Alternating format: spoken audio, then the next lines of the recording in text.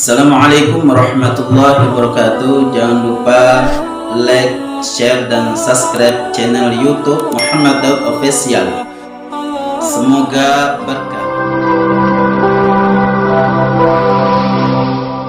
Tadi banyak berzikir. Setelah itu Rasulullah mengadakan lagi perjalanan, Bapak-bapak Ibu. Jadi di dalam perjalanan ini Rasulullah diperlihatkan oleh Allah. Rasulullah berjalan dengan malaikat Jibril, diperlihatkan oleh Allah. Apa yang Allah perlihatkan? Di situ ada pembangunan rumah, ada proyek rumah istana yang besar-besar. Ada pembangunan proyek rumah, pembangunan istana yang besar-besar. Itu ketika Rasulullah ini mau menuju ke langit yang ketujuh, Sidratul Muntaha. Ketika Rasulullah telah bertemu dengan Allah, berdialog dengan Allah, menerima sholat 5 waktu, perintah sholat 5 waktu. Setelah selesai berdialog dengan Allah, maka Rasulullah pulang. Nah, ketika balik ini, Rasulullah melihat proyek rumah tadi, istana ini terhenti. Maka Nabi bertanya kepada malaikat Jibril, "Wahai Jibril, mengapa pembangunan istana, pembangunan rumah, proyek ini terhenti?" Maka kata malaikat Jibril, "Wahai Nabiullah Muhammad, sesungguhnya bahan baku yang ada di dunia ini sekarang ini lagi terhenti. Makanya pembangunan rumah ini sekarang ini terhenti. Bahan bakunya ini terhenti sekarang." Maka saya senantiasa mendapatkan penjelasan daripada ulama, bapak-bapak, ibu-ibu. Rupanya nanti di akhirat kita itu akan dibangunkan oleh Allah rumah. Sekarang saya mau tanya kepada bapak-bapak. Bapak-bapak pengen enggak punya rumah yang megah di dunia ini? Pengen atau pengen? Ibu mau enggak Bu? Di dunia ini punya rumah yang besar yang megah, mau enggak Bu? Mau kan? Jadi rumah yang besar yang megah ini akan kita rasakan ketika kita membangun, kita siapkan bahan baku di dunia ini. Bahan baku di dunia ini. Sekarang kan kita melihat ada orang bangun rumah, berlomba-lomba bangun rumah. Dahulunya mungkin rumah ini hanya pakai tongkat kayu biasa, beratapkan daun, dindingnya bahkan dinding dari daun. Ya. Dia berusaha lagi bagaimana rumahnya ini menjadi rumah yang layak pakai, sehingga dia mempunyai lantai dicor, dia mempunyai dinding di semen, atapnya ini diganti dengan atap seng. Jadi orang di dunia ini sekarang ini berusaha bagaimana rumah ini bagus di dunia. Bahkan ada yang berlomba-lomba bagaimana mempunyai rumah yang besar, rumah yang indah, rumah yang mewah. Tapi kita ketahui bapak-bapak, ibu-ibu, betapa besar pun rumah kita di dunia ini, betapa megah pun rumah kita di dunia ini, suatu saat kita akan meninggalkan daripada rumah kita. Betul ya Pak? Ada tak orang di dunia ini ketika dia meninggal, rumahnya dibawa ke alam kubur? Ada tak? Tidak ada. Ibu-ibu, ada tak orang di dunia ini ketika dia meninggal, rumahnya dibawa ke alam kubur? Ada tak Bu? Tidak ada.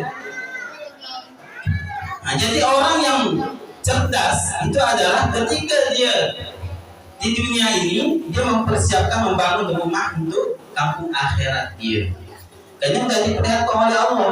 Ketika Rasulullah mengadakan Isra wal Mi'raj, Rasulullah melihat ada pembangunan rumah istana yang besar-besar. Dia mempunyai bahan baku itu bapak-bapak, ibu-ibu. Itu bukan alam-alam. Dari intan, permata, batu-batu yang sangat indah.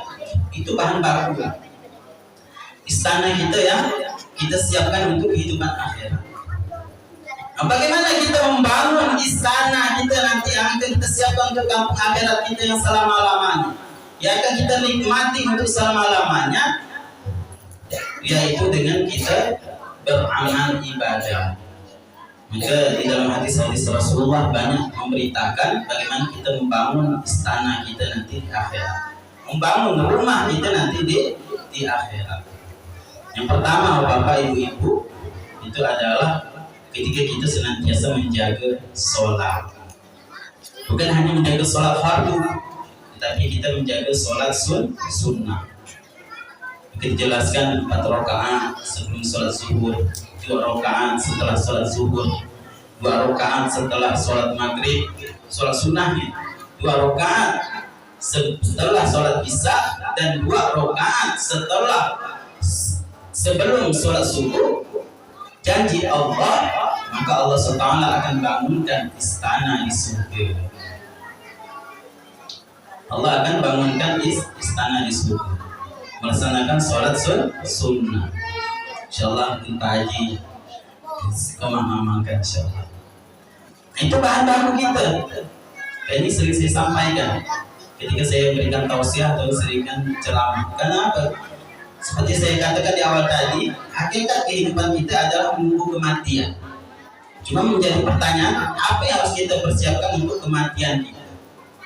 Dengan hikmah daripada Isra wal Mi'raj ini mungkin menjadikan gambaran kita untuk mempersiapkan kebun kita nanti di akhirat, untuk mempersiapkan rumah kita nanti di kampung akhirat Allah Subhanahu.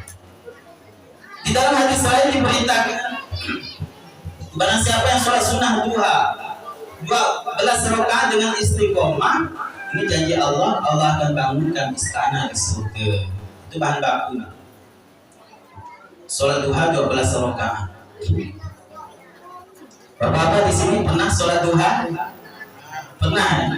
Itu kalau istiqomah itu menjadi bahan baku gitu untuk kehidupan akhirat kita. Bahan baku rumah istana kita di kampung akhirat.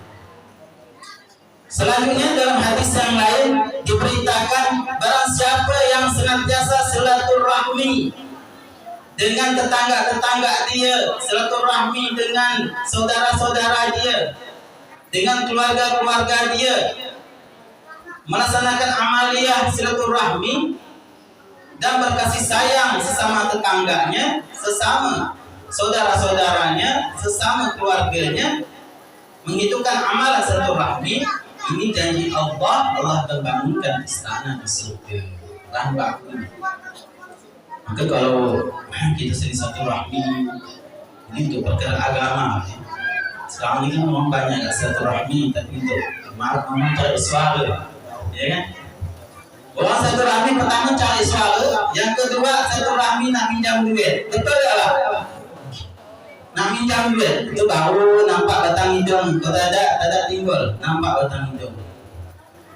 Tapi di sini silaturahmi untuk perkara agama.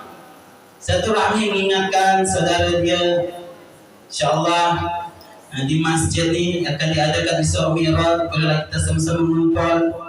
Insyaallah di masjid ini akan ada kedatangan ustaz, boleh kita mengumpul, mengajak mereka ini untuk kebaikan, mengajak mereka ini untuk bersilaturahmi, hadir dalam majelis-majelis ilmu.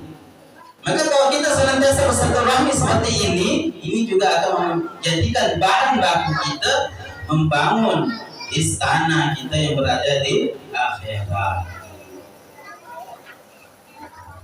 Masya Allah, istana kita, rumah kita bukan kita tinggal untuk setahun 2 tahun, bukan.